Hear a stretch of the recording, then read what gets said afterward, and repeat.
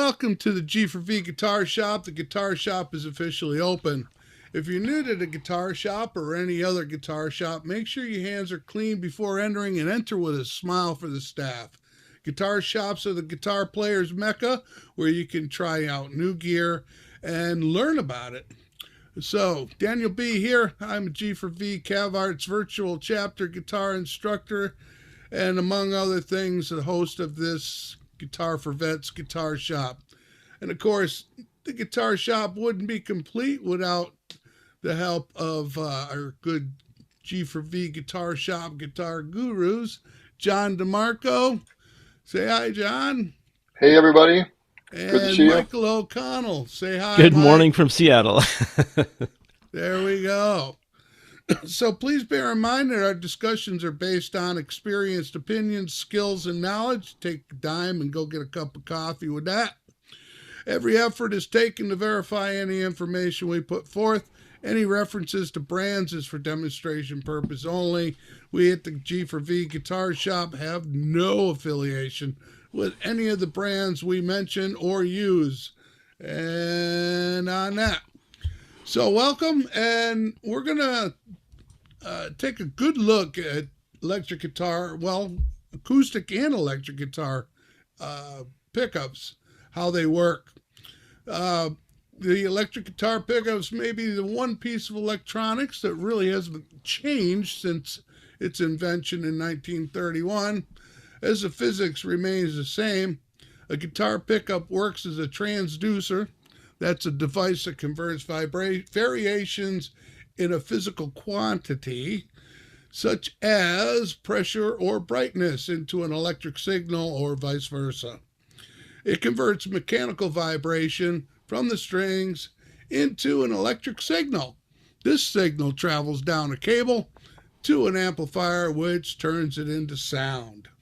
The first successful single coil was, John's going to go through this in a little bit, but it was invented in 1931 by George Beauchamp with the help of Adolf Rickenbacker. In the 90s, new pickup technology was introduced trying to use a LED light. These are optical pickups, which I think Kurt would really get into trying one. You can actually use your a smartphone on it with them. For one offering has it. These are the optical pickups, but they, with the LED lights, and they come with setup issues, though, like the optical pickup, or like they can only work with nylon strings. In my research on optical pickups to date, I've only come across two companies that offer them. To me, a guitar with optics would be a specialized instrument, as it is still being developed. Not that it's a bad thing. Videos I have watched have actually been, the sound is pretty good, but I would still have to categorize them as a specialty instrument. So we're going to start this off today. John's going to give us the know-how on pickups a little deeper. So, John DeMarco, the stage is yours.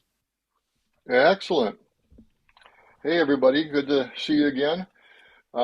As Daniel mentioned, first of all, I'm hoping you can all see my screen and you see a Rickenbacker frying pan up there. Yes, sir. All right. So there's a close-up of that pickup, and then a photo of the frying pan. We've probably all heard about that. One of the first all-electric guitars. There certainly were attempts with microphones inside of hollow body instruments before that. The fun thing here, I've got a copy of the actual patent that Rickenbacker and Beauchamp submitted back in the 30s.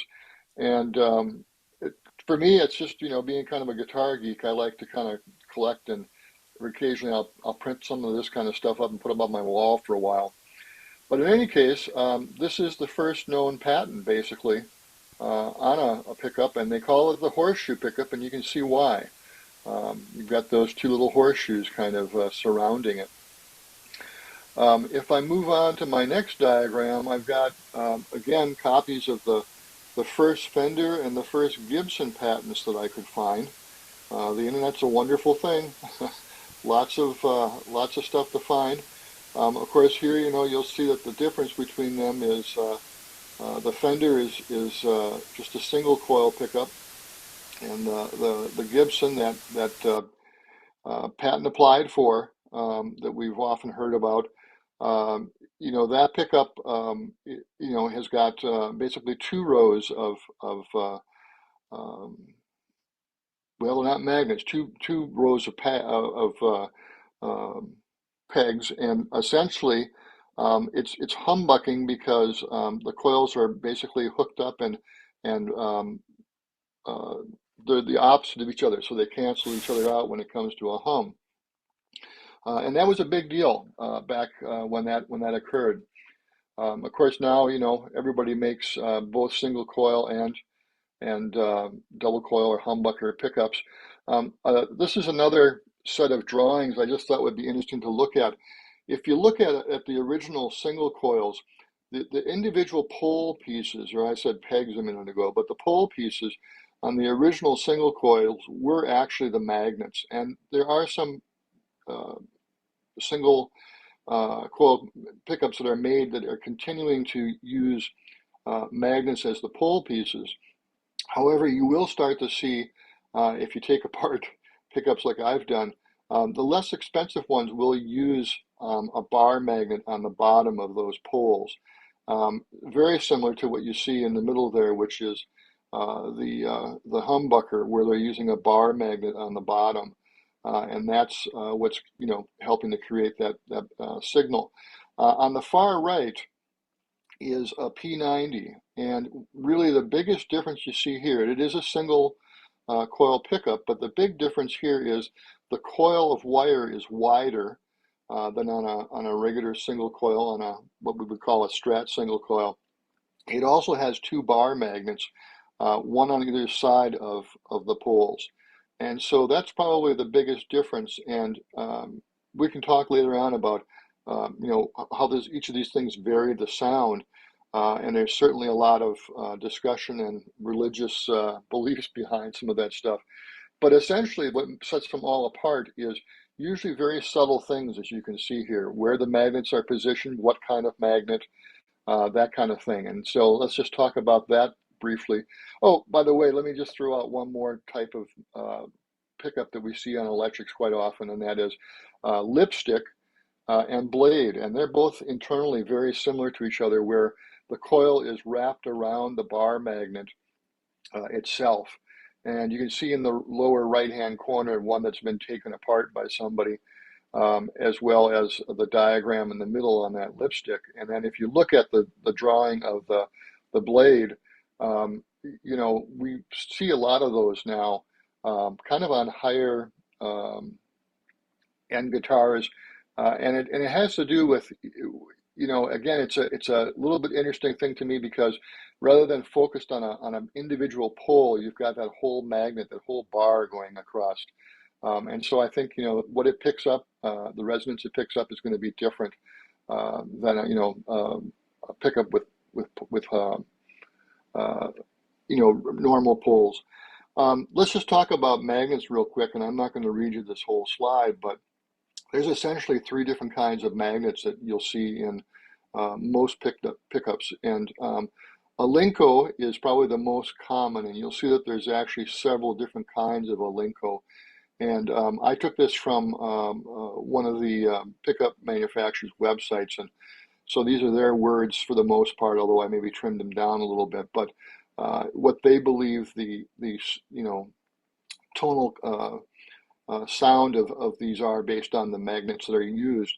Um, the big thing, I think, is that if you look at Alinco, it's much more expensive than ceramic magnets, or the one on the bottom, which I can never pronounce correctly, but I'm going to give it a try, neodymium magnets. Those are those little tiny, very, very strong magnets that we're all used to seeing, those or button, magnets that we're all familiar, especially if you do woodworking, you see a lot of these. to hold doors closed and that kind of thing on cabinets. Um, these are rare earth magnets, and they're very, very strong, so therefore you can use a little tiny one on your pickups. What I would say here is, hearing is believing, and I've never done a test to see can I tell the difference between an Alinco 2 and an Alinco 4 or something like that. But again, take this for what it's worth from one of the manufacturers as to these three different kinds of magnets. And then, of course, the other magical part of this are the windings that go on those pickups. And so really there's two different kinds of pickups. One is passive pickups. That's what most of us have on our electric guitars, I would say. These are basically picking up the vibrations of the strings, and it goes, straight into your amplifier, and your amplifier has a preamp stage and an amplifier stage. There's also what are called low impedance or active pickups, and I think Michael's going to demonstrate that a little later on. These are interesting as they have, usually you have a specific situation where you've either probably got it either in the cord or in the body of the guitar, you've got a preamp built in. You can certainly use these with an outboard preamp, and I saw a few online where essentially it was a little tiny preamp that plugged into the guitar. That was part of the cable going off. And then, of course, we have humbuckers and then boutique. And the difference between all of these, if you look at the specs here, is how many turns of magnet wire are on each of the coils. And so, again, I'm not going to read them to you, but you'll see some basic differences between a single coil, a P90, and humbuckers of how many windings they have. And one of the things that comes out is, today all this stuff is done for the most part by machines, and they're very, very precise. In the early days, they were hand wound, and so there's still some folks who believe that a hand wound pickup has got a definitely different sound compared to these machine wound ones. And so again, I think you'd have to do a A/B comparison to understand. And then, of course, when you talk about boutique pickups, they call them, sometimes they're overwound and they're hotter. And so in general, what you're doing is the more winds you're putting on the pickup, the stronger the signal is going to be. And so a lot of experience, I think all of us have had with interesting situations where it just didn't seem like our bridge pickup and our pickup on the between the bridge and the other pickup are working in conjunction, and you have to change volumes and stuff like that. A lot of that has been taken care of by the fact that we're now winding them via machine, and they're much more accurate from a winding perspective. And obviously you have less vibrations at the bridge than you do, or the middle pickup if you've got one, compared to the bridge, because the strings aren't vibrating as much. So having said that, let me move on. We're going to talk about some pickups for acoustics, and of course, you can use a microphone up against your acoustic, and I think a lot of us have probably done that, at least at the beginning. And to various levels of success, depending on our environment and the quality of the microphone, etc. But the two kind of biggest things that you'll see on the market are literally microphones that are inside the guitar body, or piezo pickups. And I put prices down here, and this is in no way a comparison, but Fishman's a very high-end brand. AliExpress, of course, is something very inexpensive import. But I think the big thing is that both these images demonstrate what the technology looks like, right? We're all used to seeing, piezo pickups in a lot of our guitars. Typically, you have a volume and maybe a mid and a bass or something like that. Maybe a mid and a treble, and that piezo pickup goes right underneath the bridge, and we'll look at that in just a second here. Whereas the Fishman is showing where they're actually using a microphone, and I'll have an image here next that kind of shows you how those microphone pickups work. And so this is a fun one because you basically slip it into the middle of the guitar here, and then you adjust your microphone until you feel happy about it and getting the sound that you want. I have used these, and they're a lot of fun. They do pick up a lot of extraneous noise, a lot of pick noise, and that kind of thing if you're not careful. So, they do work really well, but I think depending on, your technique, it could be a noisy way of providing, some input. The piezo pickups are interesting in that, and it's interesting to me because they're all really transducers, but people kind of split this up into two different things, piezo and transducers. They're both actually transducers. But if you look at the diagram on the left there, there's these little crystal elements in that longer element that goes into the little tray there. And essentially, it's pressure that causes it to make sound. So it isn't so much the strings themselves that you're picking up, but the pressure on the bridge. And we'll talk a little bit more about that in a minute when we look at a Taylor.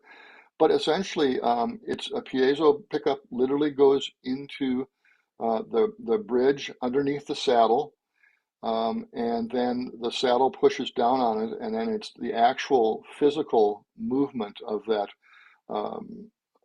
saddle that's causing the electrical impulses to be created. If you look at the round ones on the bottom here, these typically are glued, I would call it, to the inside of the soundboard. And it's much the same thing. It's the pressure of the flexing of that soundboard. It isn't so much the sound itself as it is the physical aspect of it. Just to show you that you can do this quite inexpensively if you have an acoustic. This is from a dealer called Guitar Fetish. And you'll see a piezo on the left-hand side there, and then you'll see a preamp on the right. And for, essentially, $50, if you're not afraid to cut a hole in your guitar, you can put a piezo pickup into any acoustic. In fact, maybe on the workbench, we'll do that some night and demonstrate that, because it is really quite an easy operation.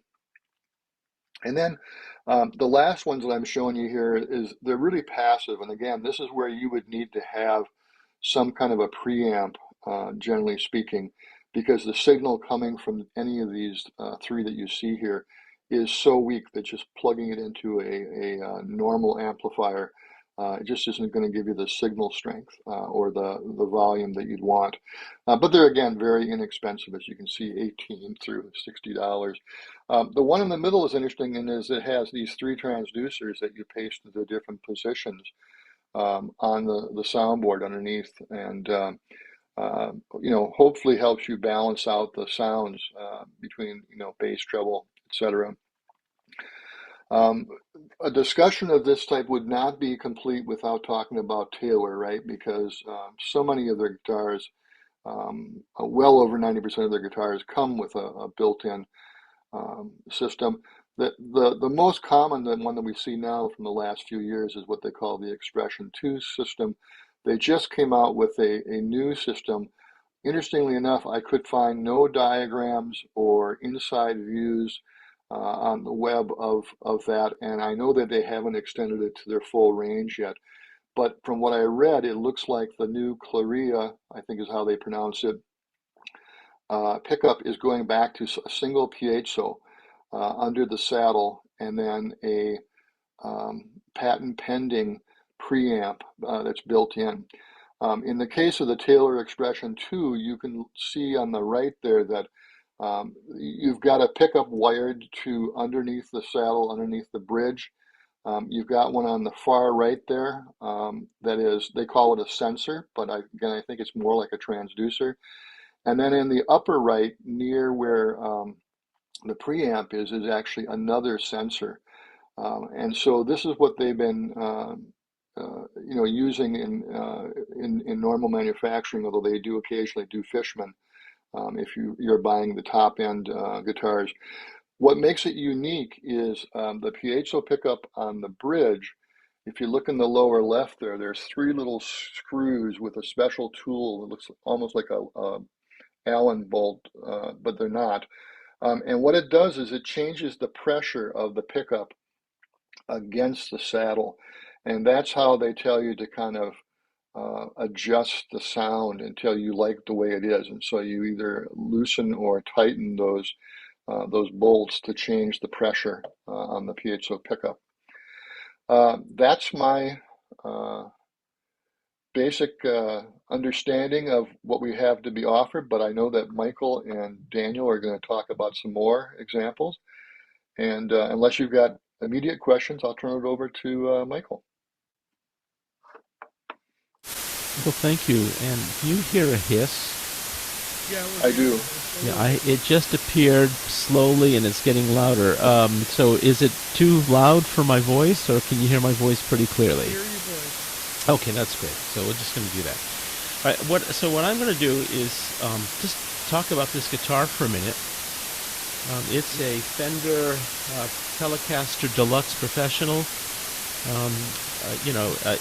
I think anybody who likes fine guitars would appreciate having it. And the reason I got it is because it's got a bridge and a neck pickup on it, but they're both dual. So this is a push button system, right? A switch on, switch off system. And so these come as naturally humbuckers, but as soon as I pop these up on either of those 2 pickups, they become single coil. And so what I'm going to do is demonstrate what it sounds like on this guitar, and then I'm going to deviate a little bit to give you a sense of tone. Okay. All right. And so I can't hear my guitar. Can you? No. Okay, hold on. Let me make sure we're all turned on. We are. So whatever is causing the hiss is messing with everything we set up earlier. All right. Well, I'm going to have to describe it because it is not working all of a sudden. Something interfered with it, and now it's dead. So basically, if on this guitar, if you want old school country, you flip it on the bridge pickup, and you put it on single coil, and you get that classic old school country sound out of it. If you want to fatten it up a little bit, then you push in, right, this one button down here, knob down here, and you get a little fatter country sound into it. So you get old school, you get kind of new school, and then this guitar also has the same thing on the neck, and it has a toggle like many guitars, right, with multiple pickups. So you get bridge down here, you get combo, and you get neck above, and so that's really all I can tell you without a demonstration. The other thing I will encourage you to do, though, is to how many of you have used different picks for different sounds, different tone? Okay, so one of the things, and Dan, I didn't see you raise your hand down there, but one of the things that you can do is experiment with picks. This is a thin gauge Fender pick, and you can get a very bright tone out of the guitar. Hold on, I'm hearing it. So, or this is a Dunlop 2mm pick, and the same sound, the same amp, the same settings will give you a very deep, kind of a bassy tone almost. It cuts out all the highs. And so if you're looking for sound on your guitar, try different picks, right? And you may discover that the single coils you have work pretty well for other genres if you just use a different pick. So that's, any questions? Dan? When you say warmer, does that mean, or when you say fatter, does that mean it's a warmer tone? Yeah, fatter is a bit warmer. Same thing, yeah. Okay, well, that's the shortest demo in history. I was just sitting here, and all of a sudden this hiss showed up, and now nothing out of the guitar. So everything's the same way it was before. That's what live is all about, right? Oh, I can hear something. Can you hear it? Yeah, All All right, so so I've got the amp cranked up, I've got the guitar cranked up. It's going to break up a little bit. So let me just go on the single coil, right?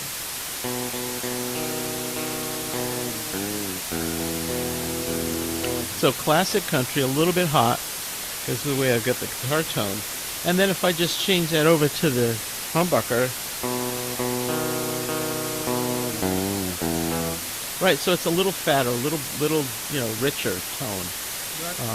And that's just simply the keynote of the humbuckers. And then if I go from single coil here, and I go to my humbucker at the top, but I'm going to give you a clean sound so you can hear the difference here.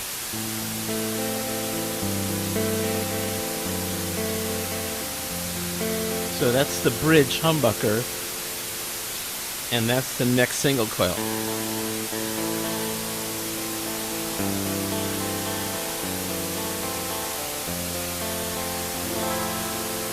And just to demo that pick sound, right? So here, that was the thin pick. This is the fat pick.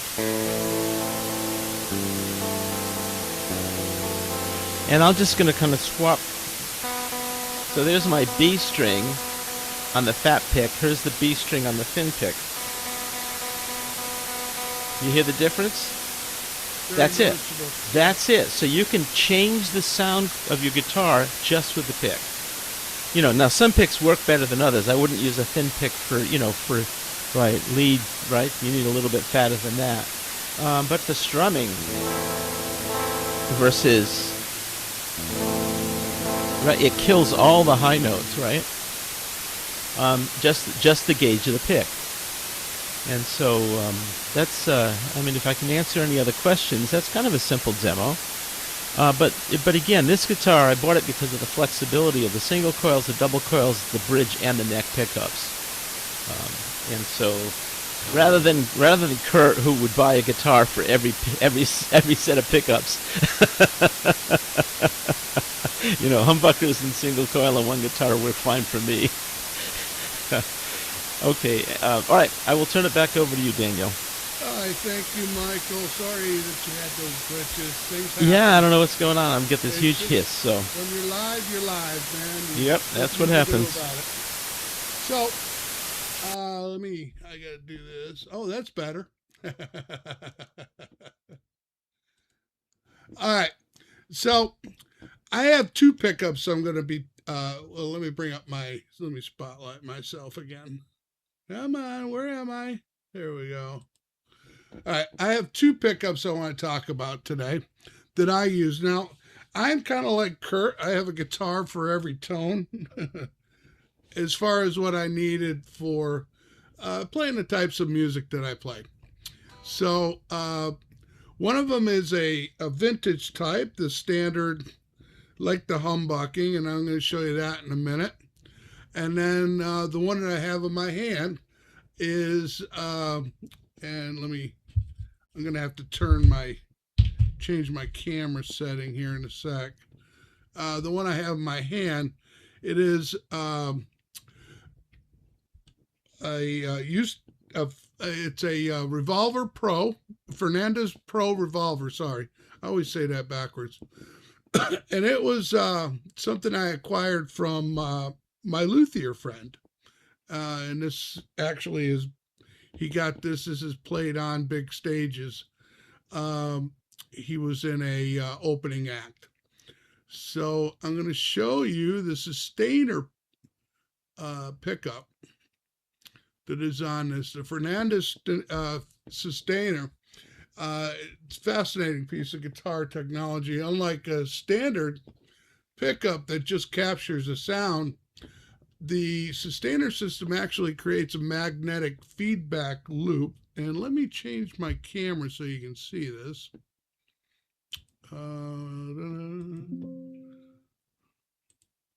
This is going to take just a second.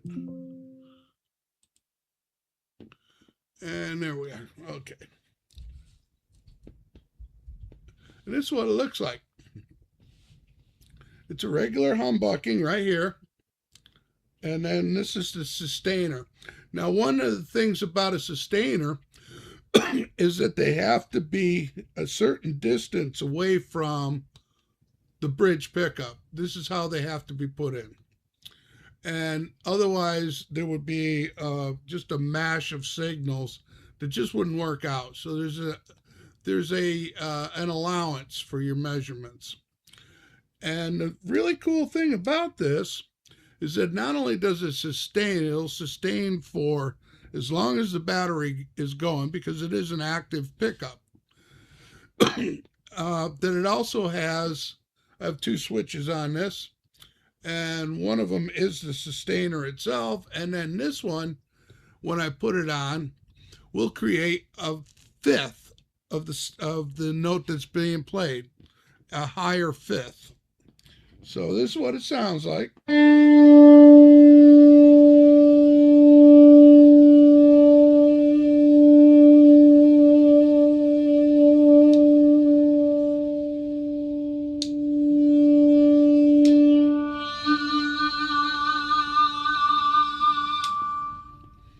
So I had those switches backwards, but anyway, I always forget which is which. There's no label on them. And that's what they do. It will sustain forever. And it's kind of like, if anybody has seen these, let me see if I can share this. Where's my little share button? Here it is. There it is. Is these. This is an EBO, if anybody's ever seen them. And they basically work the same way.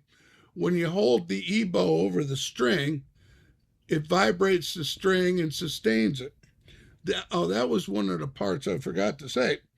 The magnet, the way it's set up, is actually making the strings vibrate, and will keep vibrating them, and it picks up the frequency of the whatever the note on the string is.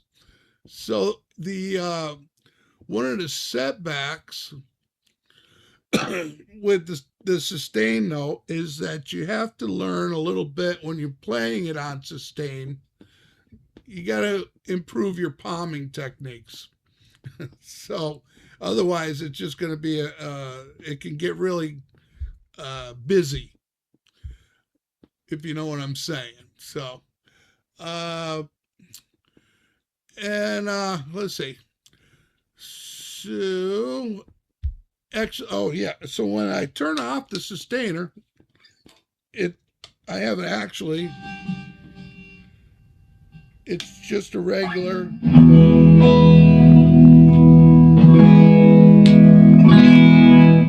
with the selector switch. It's just a regular neck pickup, but it's a humbucker.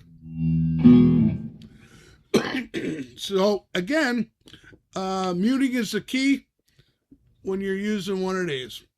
Now I'm going to show you a really my other guitar. Give me a second. These never come out the way you rehearse them, do they, Michael?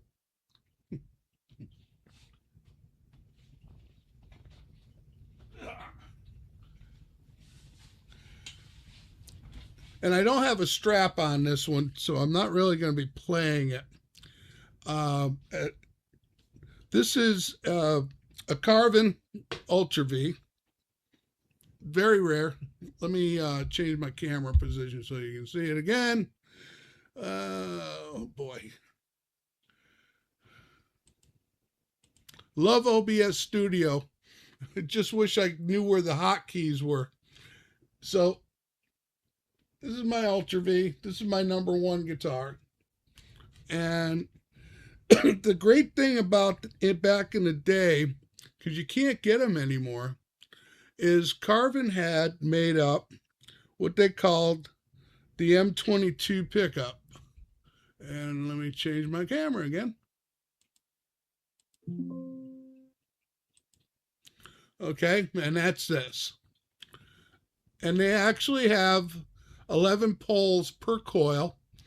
Again, like a humbucking, it has wires going one way, wires going the other.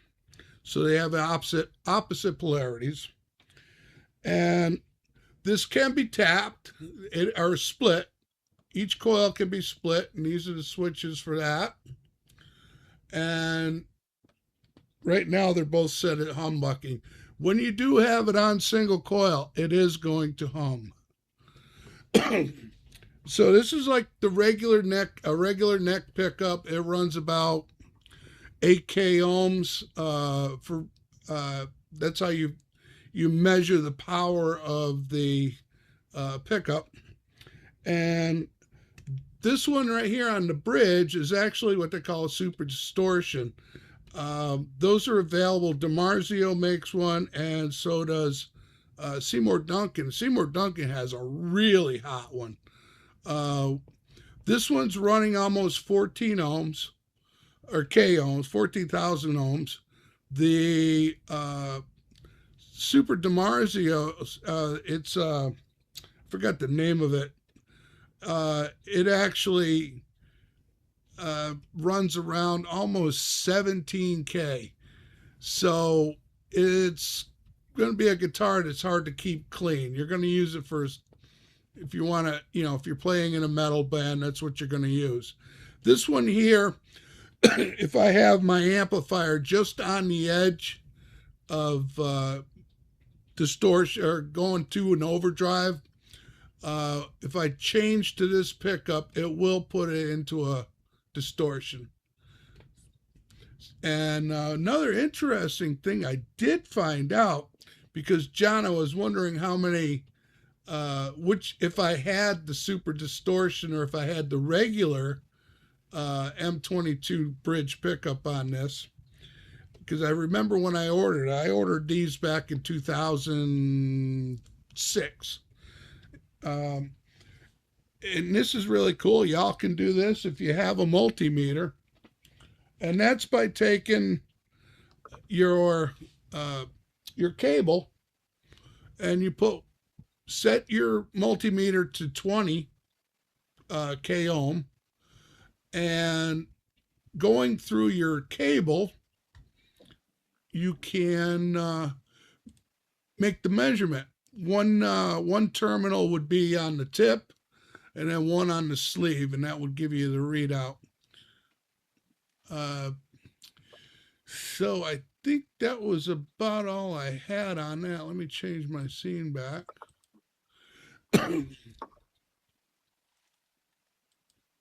And that's about, I think, our spiel on pickups today, gentlemen. Is there...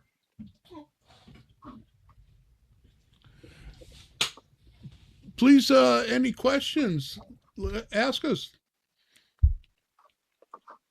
No? Is this going to be a short one?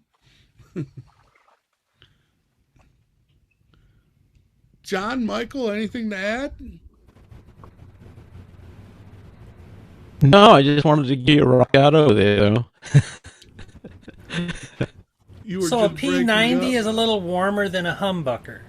P90 is warmer. They still buzz a little bit though. Mm-hmm.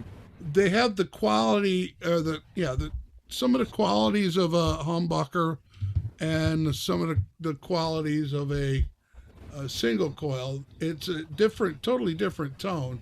Mm-hmm. Yeah, I'd say they're actually somewhere between a humbucker and a single coil. Yeah, or that's Strat. What they are. Yeah, they're as far as the stats go and everything. Yeah, they're about in between. They have a beautiful sound. It's very unique, just as much as a Stratocaster's single coils. It's when it comes down to your pickup selections.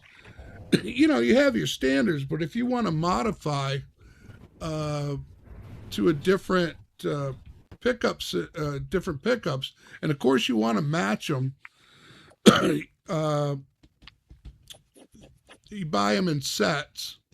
I don't know. Has anybody ever heard of anybody using two different types of pickups on their guitars? Yeah, I'm sure somebody's done it, but I'd be curious.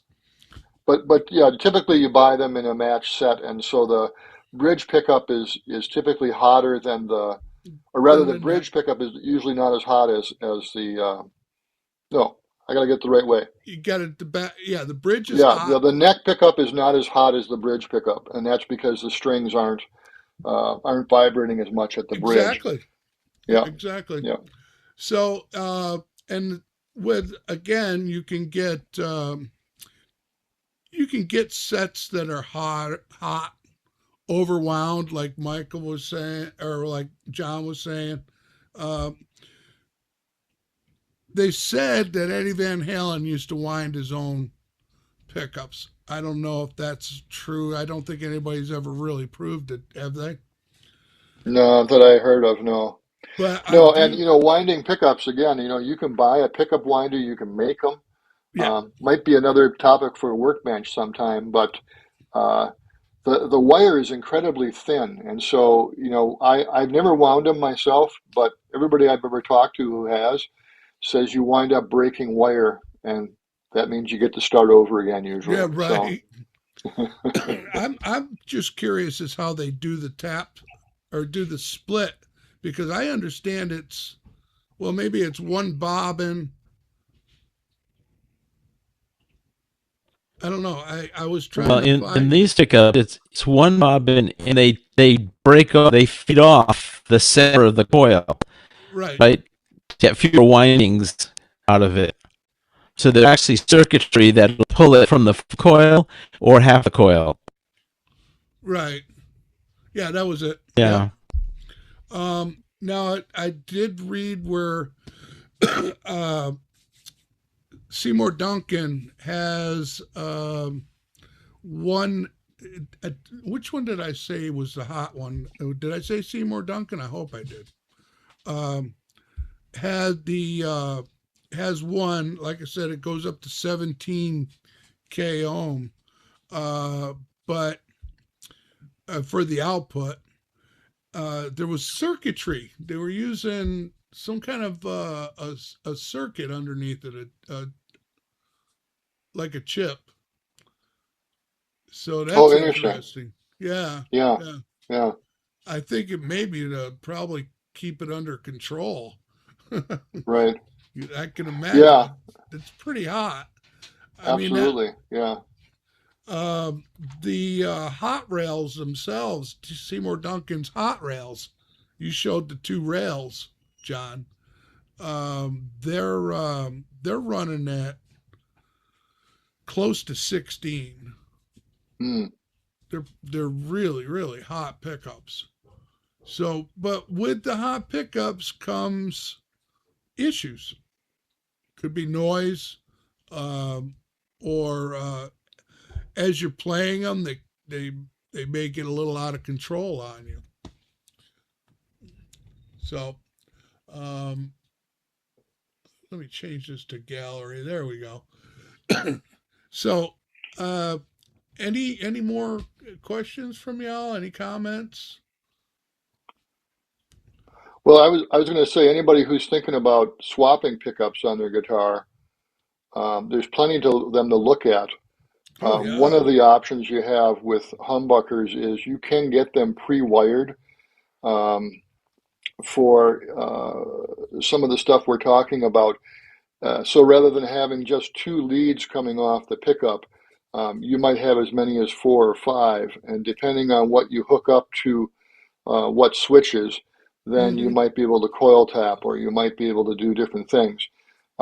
And it's not really terribly complex once you have the key of the red wire, the blue wire, the green wire, the white wire. I did put a tappable pickup into one of my builds at one point, and I literally all I did was put a single pull switch in and connect two wires up to it, and I could go from a humbucker to a single coil with just the one switch. So it can be done very inexpensively and easily. yeah. One thing I do know with the coil split when because of the toggle switches, it's a three-way toggle switch. So when you're trying to wire that, because I tried to wire that that carving after it had gone underwater. That's why it's all new electronics on it. So soldering that, I mean, they're small. They're small, and so you got 6 connections that you have to Right. make, 6 solders, and that's double because you got both pickups were able to be split. Yeah. Yeah. Yeah. It's something maybe we ought to make Matthew do for us sometimes, do a demonstration because, Absolutely. yeah. Yeah. Because, soldering a couple leads is pretty fast and easy. But when you start getting, 3, 4, 5, 6 of them, uh, now you got a little jungle going and it's all miniaturized. Right.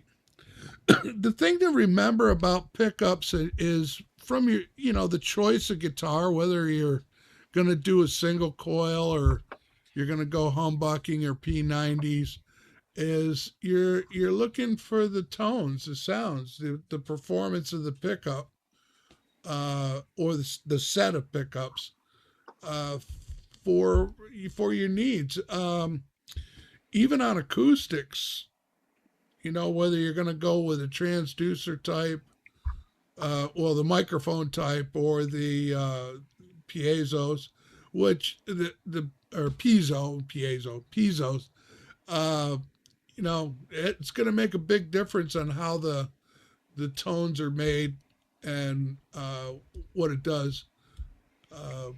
I don't know if you noticed, but whenever I use the word piezo, I pronounce it different every time. So I got to hit it right at least once somewhere in Right. there. So I thought it was just fascinating how they worked under pressure and not as a basically like a microphone with right, which is yeah, all a pickup really is.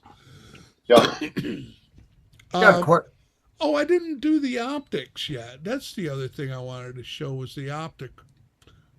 I did show the optic, but one thing that was like I think I did say, didn't I say about the smartphone, using the smartphone with them?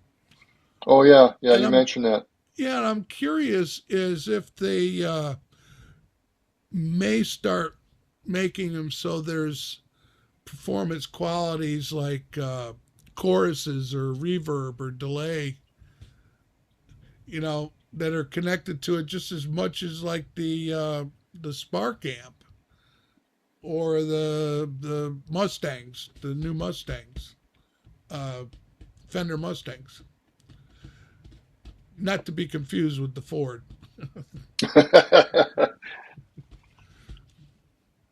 Question. Yes. You said about using your ohm meter on your guitar cable to check the impedance or the resistance of the coils. The output, yeah. Yeah. Now, does that also work on like Ibanez with active pickups or? Yes. Oh yeah. You just Okay. have to remember to turn on the active part of it because have you got a switch to turn it off to make it passive? No, it's No. all Yeah. made. Active will still do the same thing. Okay. That's what I was wondering, John. Did you see anything in your research about how whether active pickups were wound or if they were just circuit? No, active pickups are wound, and they don't use anywhere near as many windings. So Yeah, that's why that they was need a it. preamp. So they're quieter, just because the threshold is lower for sound. So they're quieter. Again, hence why you need to have a preamp because it's got to bring the volume up enough for your regular amplifier to have enough juice. And usually there's tone controls involved in the preamp as well, right? Right. Yep. Yeah. Yep. Well, anybody, if you have any more questions about anything we're doing, you can always uh, make a post on CavArts or PM any of us. You guys know how to do a PM on Cav Arts, and we'll answer your questions on gear or whatever you'd like. Right now, I've been having a discussion with a young lady about mini amps, and like the various costs where you could only spend $30, or do you want to go to something that's going to really work well for you? And so I was steering her in that direction to get something of a little more quality. Yeah, yeah. Yeah, although we could do a episode on mini amps sometime, and Well, we pretty much did with the smart amps, but there are mini amps. yeah, And some of the interesting ones I remember is the hot box or whatever they called them. They were only little 5-watt. yep. Yeah. Well, and then what's the other one? I had one when I was a kid, and I had one not too long ago. Traded it to somebody. The pig nose. Remember the pig nose? Absolutely. Yeah, Absolutely. Or the mini cubes. yeah, yeah. The So pig nose, you couldn't get a non-distorted sound out of it to save your life. But boy, if you didn't mind cranking it up, it was a lot of fun. yeah, it was. Yep. I do have a little custom 10-watt that actually has a little gain to it, and I can get a little distortion out of it when I need it without using a pedal. I mean, this is just using the amplifier. Yeah. So, all right. Well, I guess we'll call this a day then, huh, gentlemen? How come there's never any ladies?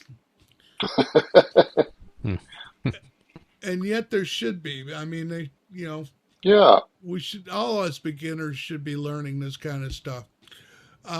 Just for the upcoming events, next week is the Guitar Brigade, and Ken and Dave are going to be looking at knowing your keyboard or your fretboard, and particularly paying attention to the D, G, and B string.